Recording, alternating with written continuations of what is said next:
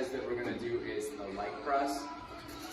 If you have knee issues, you want to just be careful with the range of motion on this. So for example, this might be too low if you have knee issues.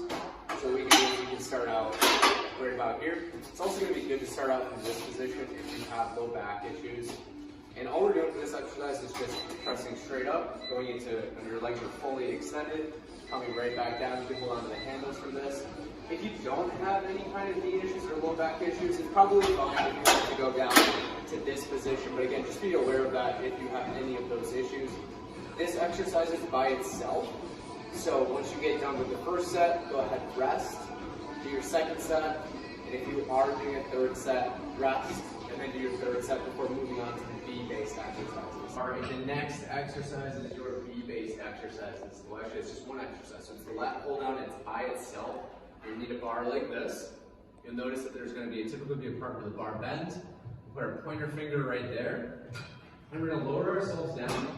And we're going to be right here just like this. And all we're going to do is pull that weight straight down to the top of our chest. A common error that people make with this exercise is they end up pointing their elbows back like this. You want to try to keep them pointed straight down. If you happen to have any shoulder issues with this exercise, you can lean back a little bit, that's fine. And we're going to go down just like that, okay? So the lat pull down is performed by itself. Same thing with the leg press. Do your set, rest. Do your second set. Don't get hit in the head by this. Rest. And if you are doing your third, go ahead and do your third set, and we'll move on to the next six. Okay, these two exercises, we have a dumbbell chest press and then a hammer curl paired together, so it's a superset. You are going to want two different weights. The dumbbell chest press is going to be heavier than the hammer curl. I'll just demonstrate with one for this. When you do the dumbbell chest press, just be aware that we don't want to have our elbows out here like this. We want to keep our elbows in just like this for the chest press. So what you're going to do is grab your weights and go ahead and lie down and just press straight up, bring the weights together. So just try to do this under control. If this is the first time you've done this, it might be a little bit wobbly. So just try to be under control and in control the whole time. So we'll get done with our prescribed number of reps here. So it's 10 if it's week 1 and 2, 12 if it's week 3 and 4. From there, what we're going to do is the hammer curl. So just have the weights at your sides, palms facing in. Do the prescribed number of curls.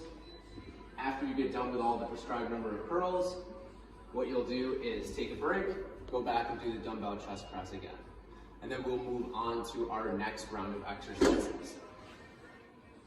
For the next round of exercises, we are going to be doing a cable row. A machine row would be fine too if you have that. And then we're going to do a wide stance Romanian deadlift. So you need a dumbbell for that. It could be one dumbbell, it could be two dumbbells.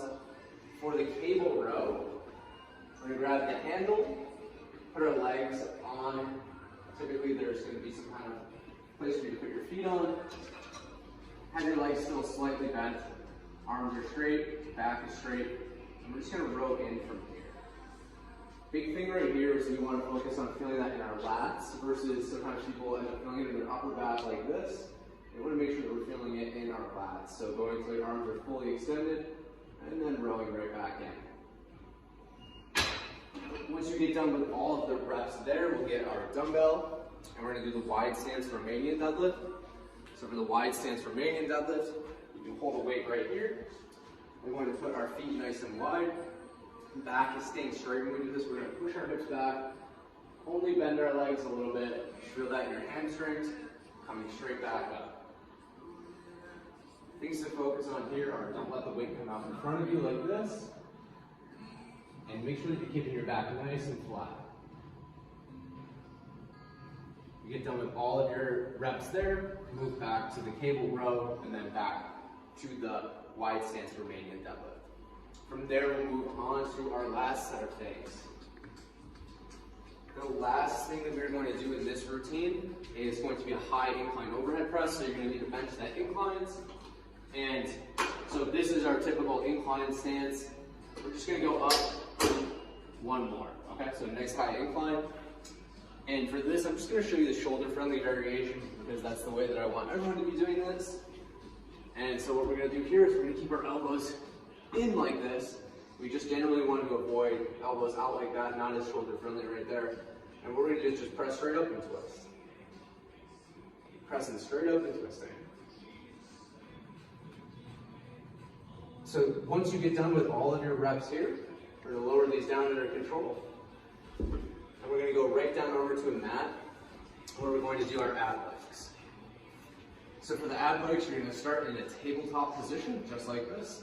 We're going to start by bringing our right elbow to our left knee and let your other leg fully extend out, and then alternate. When you do this, try to keep your low back in contact with the floor the whole time. So we'll get done with all of our prescribed reps there.